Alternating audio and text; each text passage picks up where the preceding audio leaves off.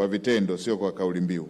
Kwanza, ni muhimu kuimarisha uwekezaji katika zana za kilimo rafiki kwa mazingira zinazozingatia mabadiliko ya tabia nchi. Zana hizi zinapaswa kupunguza uzito wa kazi, kuongeza tija, kupunguza upotevu wa mazao na wakati huo huo kulinda mazingira kwa kutumia teknolojia zinazostahimili athari za tabia nchi kama ukame na mabadiliko ya misimu. Uwekezaji huu lazima uambatane na viashiria bayana vya utendaji ili kupima ongezeko la tija, ufanisi wa matumizi ya rasilimali na mchango wake katika kuhimili athari za tabia ya nchi. Pili, tunapaswa kuhakikisha ushiriki mkubwa na wa makusudi wa sekta binafsi katika uzalishaji, usambazaji na utoaji wa huduma za zana pamoja na zana za kilimo. Serikali zetu zinapaswa kuweka mazingira wezeshi ya sera, sheria na vivutio vya uwekezaji ili sekta binafsi iweze kushiriki kikamilifu na kuongeza upatikanaji wa zana za kilimo na kupunguza gharama kwa wakulima. Ninachomaanisha, hatua hizi zinapaswa kutekelezwa kwa mikataba na mifumo ya ubia ili sekta binafsi iweze kushiriki kikamilifu na ubia ulio wazi na unaopimika ili kuhakikisha ushiriki wa sekta binafsi unaoleta thamani halisi kwa wakulima na uchumi wa nchi zetu. Tusitekeleze mikakati hii bila kushirikisha sekta binafsi. Tatu, ni lazima kuwezesha vijana na wanawake kushiriki kikamilifu katika biashara na ubunifu na utoaji wa huduma za zana za kilimo. Hili ni kundi lenye nguvu kazi kubwa, ubunifu na uwezo wa kuleta mabadiliko ya haraka endapo litapatiwa mafunzo, mitaji, teknolojia na fursa za masoko. Uwezeshaji wa makundi haya ni msingi wa maendeleo jumuishi na endelevu. Uwezeshaji huu unapaswa kupimwa kwa viashiria mahususi vya ajira, uanzishwaji wa biashara endelevu na ushiriki wa vijana na wanawake katika mnyororo wa thamani wa zana za kilimo. Na nne, nitumie fursa hii kusisitiza umuhimu wa kuimarisha tafiti, mafunzo na matumizi ya teknolojia za kidigitali katika sekta ya kilimo. Hiki tulichokiona leo, unaona jinsi ambavyo kinapunguza kazi kubwa ambayo ilikuwa inafanywa kwa siku nzima. Sasa inaweza ikafanywa kwa dakika chache kama ambavyo tumetoka kuelezewa hapa. Teknolojia za kidigitali zina nafasi kubwa katika upangaji wa uzalishaji, utoaji wa huduma za zana za kilimo, usimamizi wa taarifa na ufuatiliaji wa matokeo ili kuhakikisha uwekezaji una tija na unaleta matokeo yanayopimika. Matumizi ya teknolojia hizi yanapaswa kuungwa mkono na mifumo madhubuti ya ufuatiliaji na tathmini ili kuhakikisha tafiti na bunifu zinatafsiriwa kuwa ni suluhisho halisi kwa wakulima wetu. Na tano, nisisitize pia umuhimu wa kuharakisha utekelezaji wa mifumo ya zana endelevu za kilimo barani Afrika kwa kuunganisha kikamilifu na sera, mikakati na mipango ya kitaifa.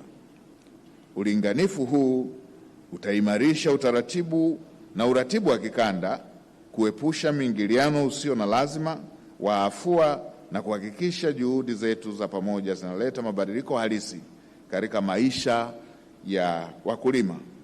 Utekelezaji wa FSAMA unapaswa kuwekewa malengo ya wazi, ratiba za utekelezaji na mifumo ya uwajibikaji inayowezesha kupima maendeleo na athari kwa kiwango cha kikanda na kimataifa.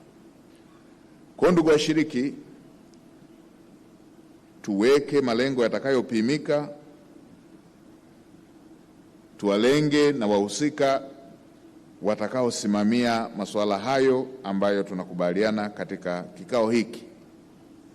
tusiandike ile barua ya kwa yeyote anayehusika ambayo huwa haijibiwi. Ninaomba wadau wote, serikali, sekta binafsi, taasisi za tafiti, mashirika ya kimataifa na washirika wa maendeleo kuyachukulia masuala haya kama ajenda kwa pamoja inayohitaji uwajibikaji, ubia na utekelezaji thabiti. Kupitia mashirikiano na mshikamano na maamuzi ya vitendo, tunaweza kubadili kilimo cha Afrika kwa kuwa sekta ya kisasa, yenye tija, himilivu na yenye kutoa fursa za maendeleo kwa kizazi cha sasa na kijacho.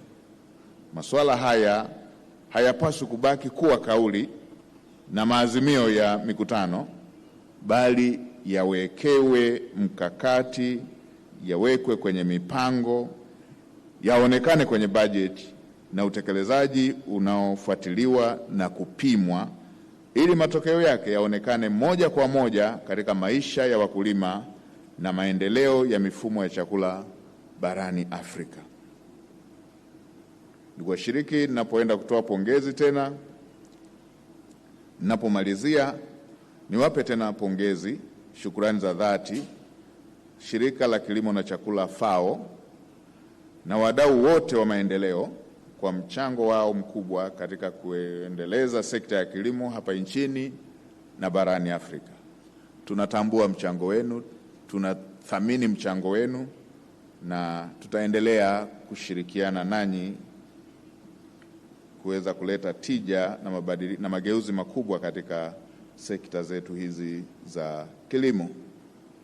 Kwa kuwa sasa mmekuja nchini, basi baada ya mkutano huu tengeni muda wa kutembelea baadhi ya vivutio vya kitalii kama mlima Kilimanjaro ambao ni mlima mrefu kuliko yote barani Afrika, hifadhi ya wanyama ya Serengeti, Ngorongoro, Mikumi, Tarangire na vivutio kama Olduvai Gorge ambapo fuvu la binadamu wa kwanza liligundulika, pamoja na fukwe zenye mchanga na upepo mwanana zinazopatikana katika visiwa vya Zanzibar almaarufu visiwa vya marashi ya karafuu.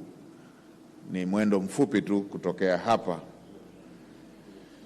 Tena, ndugu washiriki, kwa niaba ya serikali ya Jamhuri ya Muungano wa Tanzania, niwashukuru nyote kwa kushiriki mkutano huu wa kwanza wa kikanda wa Afrika wa matumizi endelevu ya zana za kilimo.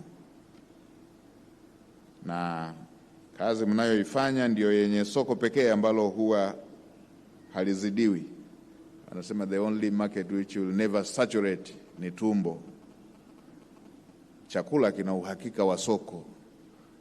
Vitu vingine vinapitwa na wakati, vinazidiwa, lakini chakula soko lake ni la uhakika. Kwa hiyo kuwekeza kwenye zana za kilimo ni uwekezaji wenye uhakika wa tija. Ni uwekezaji wenye uhakika wa soko. Ni uwekezaji wenye uhakika wa kubadilisha maisha ya watu.